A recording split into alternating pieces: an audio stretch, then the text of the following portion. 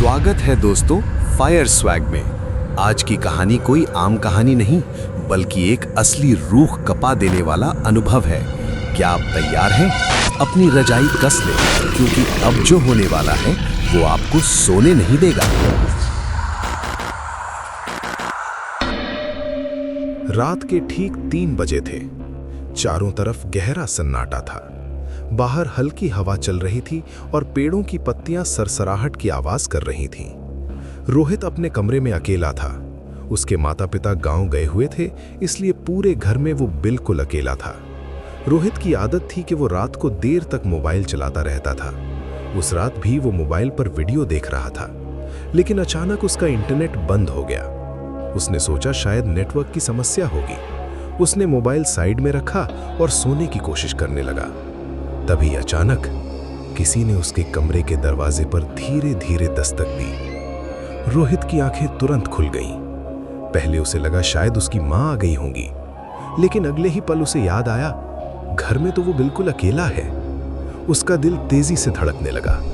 कुछ सेकंड बाद फिर वही आवाज आई। इस बार दस्तक थोड़ी ज्यादा तेज थी। रोहित डरते डरते बिस्तर से उठा और धीरे धीरे दरवाजे के पास गया। उसने हिम्मत करके दरवाजा खोला, लेकिन बाहर कोई भी नहीं था। पूरा गलियारा खाली था, बस ट्यूबलाइट हल्की हल्की झपक रही थी। रोहित ने दरवाजा बंद किया और खुद को समझाया, शायद हवा की वजह से आवाज आई होगी। वो फिर से बिस्तर पर लेट गया, लेकिन कुछ ही सेकंड बाद इस बार दस्तक बहुत तेज थी। रोहित डर के मारे तुरंत उठ बैठा।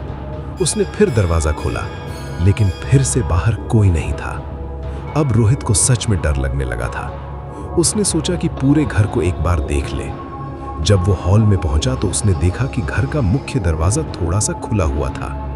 रोहित घबरा गया। उसने सोचा, ये दरवाजा तो मैंने खुद बंद किया था। उसने जाकर दरवाजा बंद किया और ताला लगा दिया। जैसे ही वो पीछे मुड़ा, उसे लगा कि कोई उसके पीछे खड़ा है। रोहित ने धीरे धीरे पीछे मुड़कर देखा, लेकिन वहां कोई नहीं था। अब उसके हाथ कांप रहे थे। वो जल्दी से अपने कमरे में वापस आया और दरवाजा बंद कर लिया। तभी उसके मोबाइल पर एक अनजान नंबर से कॉल आया। समय था 3:03 AM। रोहित ने डरते डरते कॉल उठाया। कुछ सेकंड तक दूसरी तरफ से सिर्फ सांस लेने की आवाज आती रही। फिर एक बहुत धीमी और डरावनी आवाज आई, दरवाजा मत खोलना। रोहित घबरा गया। उसने पूछा, कौन बोल रहा है? लेकिन उसी समय कॉल कट गया। रोहित बहुत घबरा गया था। तभी अचानक उसके कमरे के दरवाजे का हैंडल धीरे धीरे हिलने लगा, जैसे कोई बाहर से दरवाजा खोलने की कोशिश कर रहा हो।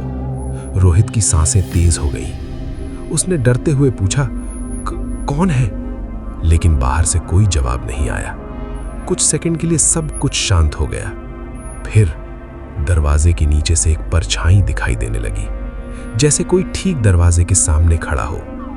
रोहित का गला सूख गया। उसने हिम्मत करके फिर पूछा, कौन है? तभी दरवाजे के उस पार से एक बहुत ही भयानक और टूटी हुई आवाज आई, तूने दरवाजा क्यों नहीं खोला? रोहित के शरीर में सिहरन दौड़ गई। वो तुरंत पीछे हट गया और पुलिस को फोन करने लगा, लेकिन अचानक उसका फोन बंद हो गया।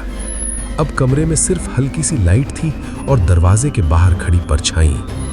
अचानक दरवाजा जोर जोर से हिलने लगा, जैसे कोई उसे तोड़ने की कोशिश कर रहा हो। रोहित के डर के मारे चिल्लाया, बचाओ! लेकिन उसकी आवाज सुनने वाला कोई नहीं था। फिर अचानक सब कुछ शांत हो गया। कुछ देर तक बिल्कुल सन्नाटा छाया रहा। रोहित धीरे धीरे दरवाजे के पास गया। उसने डरते डरते दरवाजे के छेद से बाहर झांक कर देखा, और जो उसने देखा उसे देखकर उसकी चीख निकल गई। बाहर बिल्कुल उसी जैसा एक आदमी खड़ा था। वही चेहरा, वही कपड़े, वही रोहित।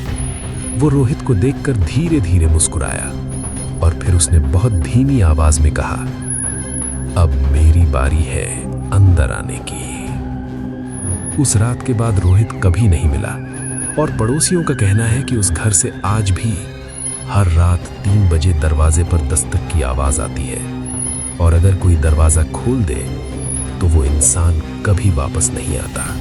अगर आपको ये कहानी सुनकर हल्की सी भी आहट महसूस हुई हो तो समझ लीजिए कोई आपको भी सुन रहा है। लाइट बंद करने से पहले एक बार पीछे जरूर देख लें, क्योंकि डर कभी जाता नहीं, बस छुप जाता है। ये था फायर स्वैग, जहां कहानियां खत्म होती हैं लेकिन डर शुरू होता है।